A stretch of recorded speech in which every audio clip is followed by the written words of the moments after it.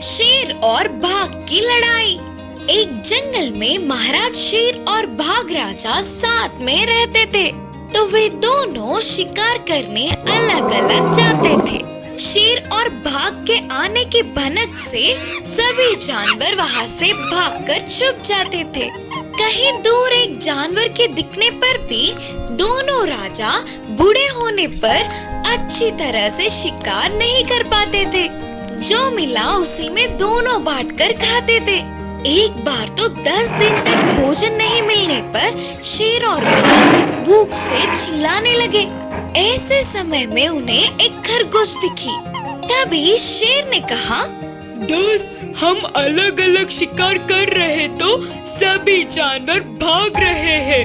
अब की बारी से दोनों मिलकर ही शिकार करेंगे। उसके लिए बाघ भी मान गया। दोनों के मिलकर एक साथ शिकार करने से खरगोश हाथ लग गई। उससे उन्हें भोजन मिला और वे खुश हुए। फिर शेर ने कहा, मिलकर शिकार करने का उपाय पहले मुझे आया था, इसीलिए पहले मैं ही खाऊंगा।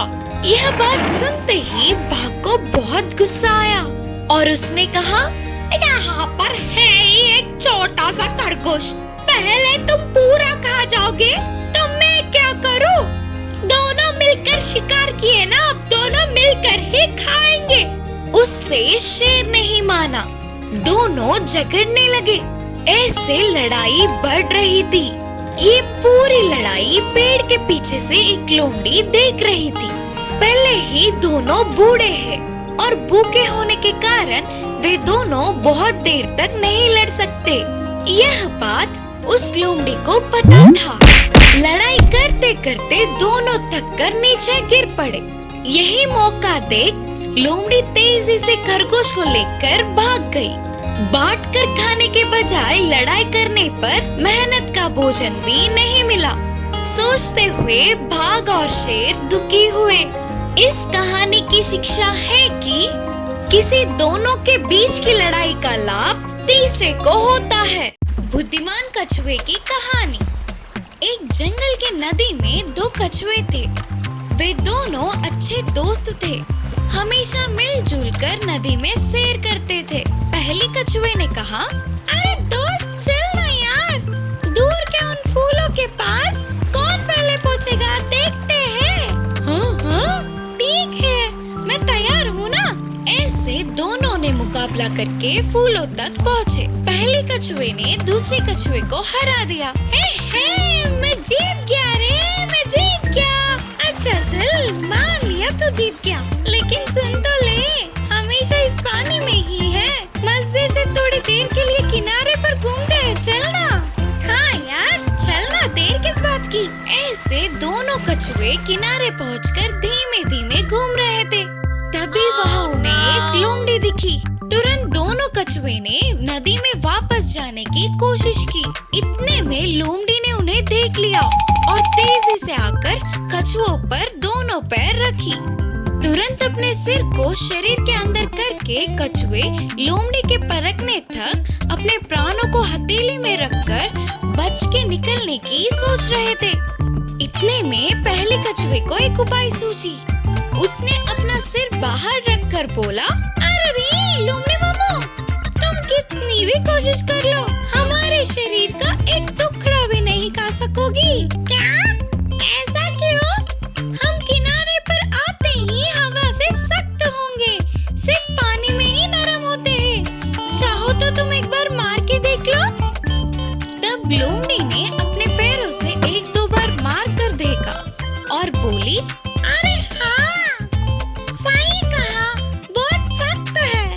खाए तो दांत टूट जाएंगे, लेकिन मुझे अभी बहुत भूख लगी है, क्या करूँ?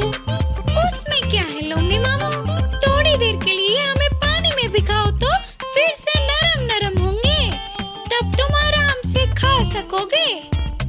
उनकी बातों से लोमड़ी ने सिर हिलाया।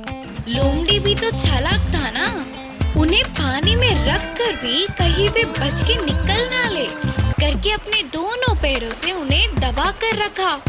फिर से बुद्धिमान कछुए ने कहा, लोमड़ी मामू, हम तो भीग गए, लेकिन तुम्हारे पैर रखने वाली जगह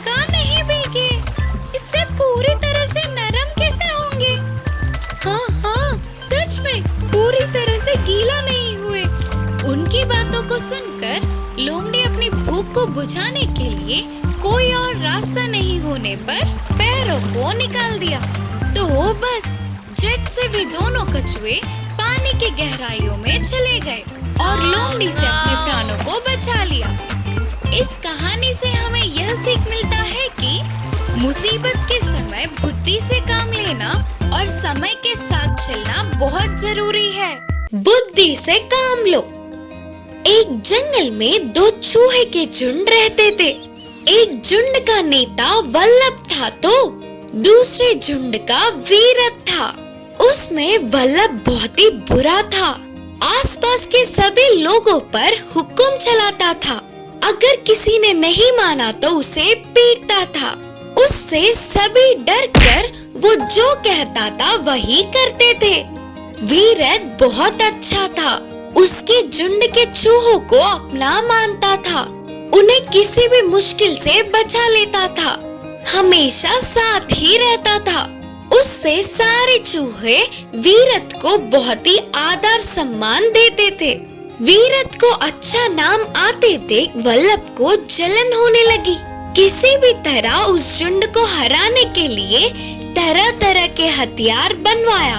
एक बार वल्लभ ने वीरत को चेतावनी देते हुए कहा, हार मानकर इस जंगल को छोड़कर चले जाओ, नहीं तो युद्ध के लिए तैयार हो जाओ।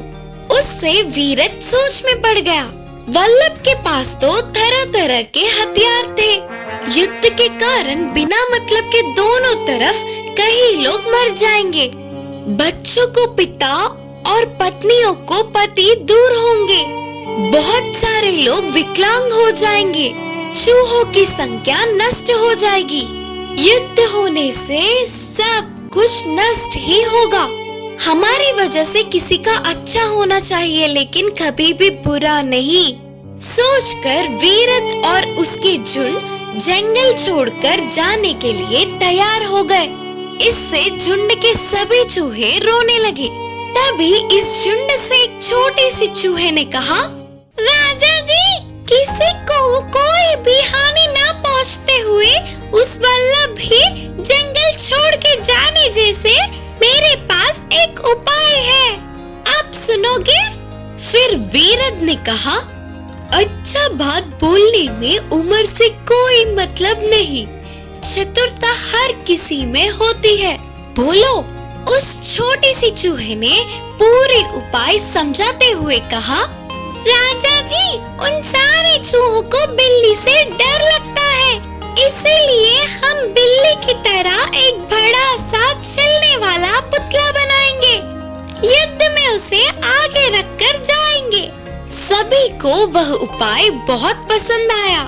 एक हफ्ते में ही एक बड़ा सा बिल्ली का पुतला बना दिया और उसके गले में एक बड़ा सा घंटा बांध दिया और तुरंत जंगल में एक अफवाह फैलाया कि वीरत की अच्छाई देखकर सहायता करने बाजू के गांव से एक बड़ा सा बिल्ली आया है और वे सारे बिल्ली बहुत ही बड़े हैं। एक बार में 100 चूहों को मार सकते हैं करके अफवाह फैलाया। ये बातें पूरे जंगल में फैल गई। वल्लभ के तरफ के सभी चूहे डर के कांपने लगे।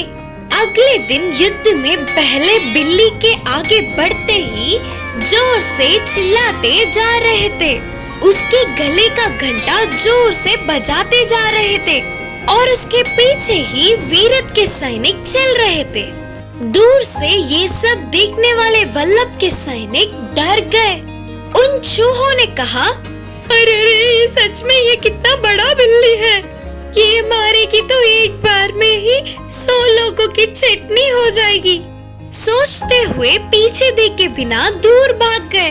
बस 1 मिनट में वल्लभ के अलावा वहाँ कोई नहीं था। उससे वल्लभ भी डर गया और बोला, और एक क्षण भी यहाँ रह गया तो मैं मरूंगा। मेरी बुद्धि नष्ट होकर इन लोगों से मैंने पंगा लिया, फिर कभी भी इनके आसपास तक नहीं आऊंगा। बोलते हुए पीछे मुड़कर जंगल छोड़ के भाग गया। ऐसे अच्छे लोगों के साथ पंगा बहुत ही महंगा पड़ेगा। सफेद हाथी। ढंढकार नामक गहरे और घने जंगल में एक सफेद हाथी रहता था। वह बहुत ही उत्तम हाथी था। उस हाथी की माँ भी थी। वह माँ हाथी कुछ भी देख नहीं पाती थी। सफेद हाथी उसके माँ का बहुत अच्छे से देखभाल करता था। पूरे जंगल में घूमकर मीठे और अच्छे फल माँ के लिए लाकर देता था। एक दिन सफेद हाथी भोजन के लिए गया तो उसे एक इंसान के रोने की आवाज सुनाई दी। सफेद हाथी ने उस इंसान के पास जाकर कारण पूछा। तब उस इंसान ने कहा, मैं इस जंगल में रास्ता भटक कर आया हूँ। 3 दिनों से घूमने पर भी मुझे वापस जाने का रास्ता नहीं मिला। तब हाथी ने उसे जंगल पार करा के उसके गांव में छोड़ दिया। उस इंसान के गांव जाते ही वहां उसे सैनिक दिखे जो घोषणा कर रहे थे कि महाराज जी का हाथी मर गया। एक विशेष राजा के लिए उत्तम हाथी जो दिखाएगा उसे उपहार दिया जाएगा। बोलते हुए घोषणा प्रकट कर रहे थे। सफेद हाथी की रहने की जगह पता होने के कारण उपहार की आशा में उस इंसान ने सैनिकों को समाचार दे दिया। उन सैनिकों ने सफेद हाथी को जाल में डालकर पकड़ लिया और महाराज जी के महल में ले गए। उस हाथी का बहुत आदर करे, दूल्हे जैसा श्रृंगार किया। महाराज ने भोजन भी दिया, पर उस सफेद हाथी ने एक दाना तक नहीं छुआ। हाथी कुछ भी खा नहीं रहा है करके समाचार महाराज जी को पता चल गया। महाराज स्वयं आकर हाथी से पूछे। तब हाथी ने कहा, मुझे ये राजभोग नहीं चाहिए। जंगल में मेरी माँ है। मेरी माँ का देखभाल और सेवा करने में ही मेरा सुख है। हाथी के बातों को सुनकर महाराज पिघल गए। तुरंत फिर से सफेद हाथी को जंगल भेजने की व्यवस्था करवाया। सफेद हाथी अपनी माँ की सेवा करते हुए जंगल में खुशी खुशी रहने लगा।